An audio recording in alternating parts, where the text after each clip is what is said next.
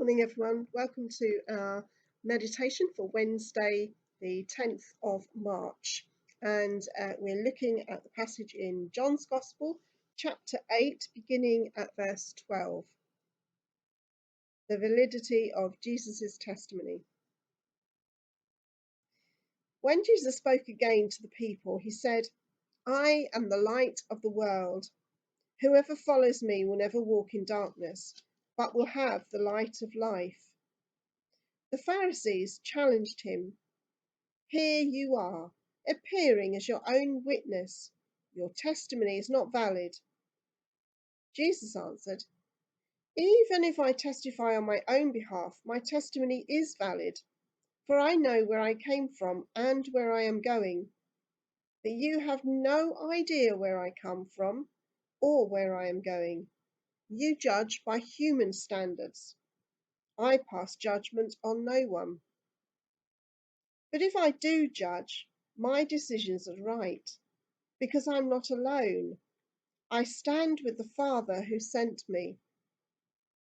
In your own law it is written that the testimony of two men is valid. I am one who testifies for myself.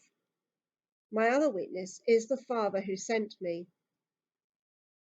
Then they asked him, "Where is your Father?" "You do not know me or my Father," Jesus replied. "If you knew me, you would know my Father also." He spoke these words while teaching in the temple area near the place where the offerings were put. Yet no one seized him because his time had not yet come. Thanks be to God for his word. I was intrigued by this passage when I read it today. It just sort of, some bits jumped out at me that I hadn't seen before. When we look at this passage beginning at verse 12, Jesus begins this conversation by declaring that he is the light of the world. And that is a very, very big claim to make. And it's clear that the Pharisees are offended by his claim. They don't like it, they don't get it, they don't believe him. The rest of the conversation seems to then pan out like a court case. And at first glance, it appears as if it is Jesus that is on trial. He's on trial, it seems, for making such a fantastic claim to be the light of the world. Now, when I read this today, the one thing that really struck me the most is this, that just how comfortable Jesus is in his own skin. He is so secure in his own identity. He doesn't ever falter in confidence because he knows who he is. He knows where he comes from, where he's come from, and where he's going.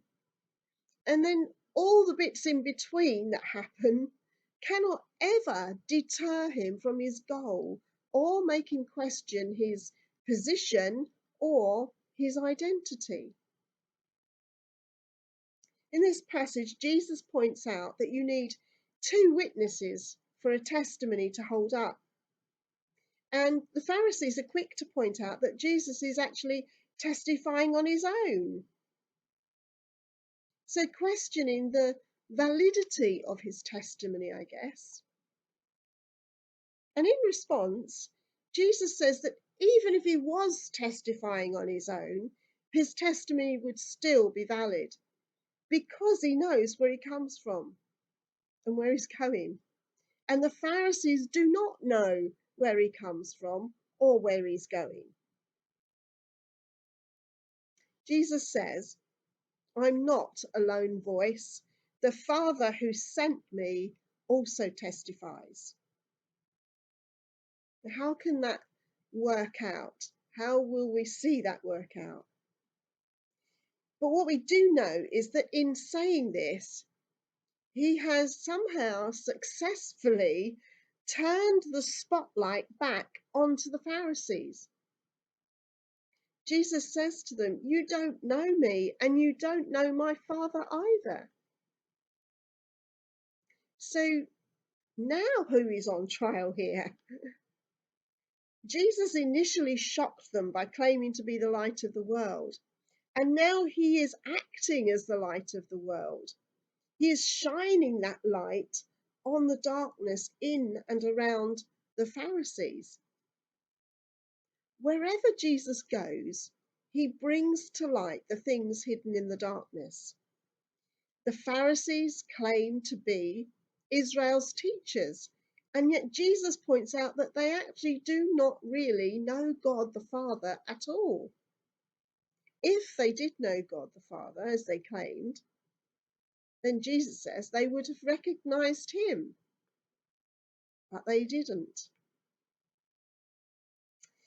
And I guess that kind of makes me wonder how well we know ourselves. How secure are we in our faith? Are we able to stand secure in who we are in Christ? As if we are consciously aware that Christ is with us in every situation.